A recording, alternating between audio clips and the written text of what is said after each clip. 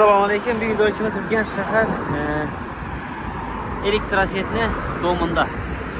Evet, elektrosiyetni o'rni az üstüne yine dom kurulgan. Şu görüp turgan domlarımızı 3. etajında 2 kanal 64 metre kvadrat Euro remont patlayıcı kvartira satılır ekan. Şunu görüp çıkamiz.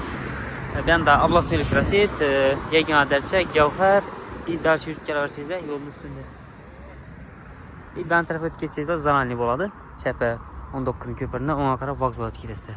Şu görüp turgan domlarınız ko'pchilik biladi. 3. etajında 2 kanal 64 metre kvadrat Euro remont kvartira satıladi ekan. Hozir kvartiraning ichki qismlaridan bir qator görüp chiqamiz.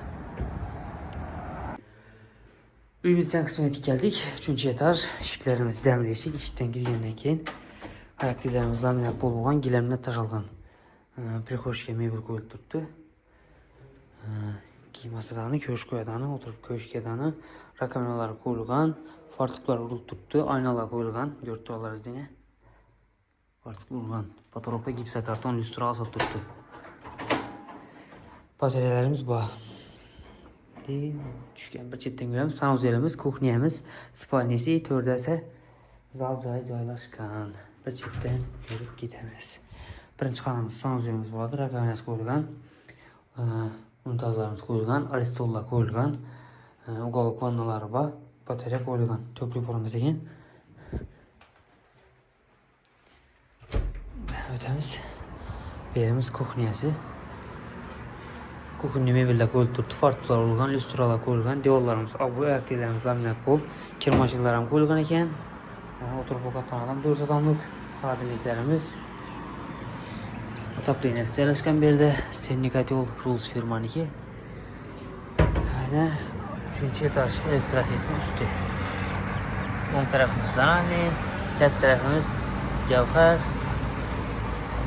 Doğrumuzda Shavat kanali görünüp turibdi. Şu aran tarafda izlenen Shavat naranda, şu qizil chepilgan tarafda Shavat kanali. Lokatsiya zo'r, cho'tki lokatsiyada joylashgan. Gilamlar tashalgan hamma yerni. Berimizde ise spalnesi joylashgan.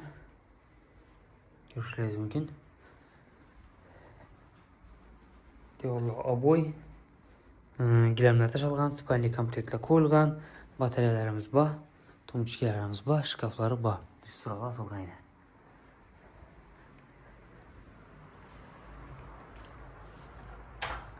Eshiklar e'tibor berasizlar, eshiklar ham ajoyib eshiklardan zatilgan.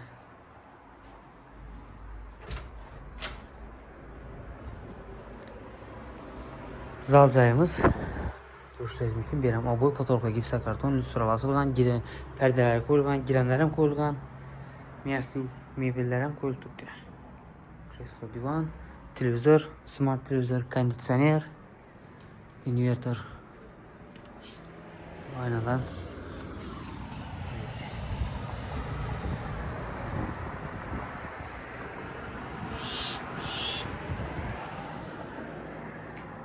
Novostroyka dom, 3. etaj, 2 kanal 64 metre kvadrat Euro remont kvartiramiz satıladi ekan. Shu duruşunda menasasi bilan bahası $45.000. Orientirimiz shahar elektrosiyet domni usti. Şu domni 3. etaji bo'ladi. Kimga ma'qul bo'lsa bemalol telefonlashib kelib ko'rsangiz bo'ladi. Bahası $45.000. Telefon nomerini aytib o'tamiz: 99 946 76 66. Ma'qul bo'lsa bemalol telefonlashib kelaverasizlar. Kimda kim joyini sotchak bo'lsa yoki reklama qildirmoqchi bo'lsa bemalol bog'lansangizlar bo'ladi.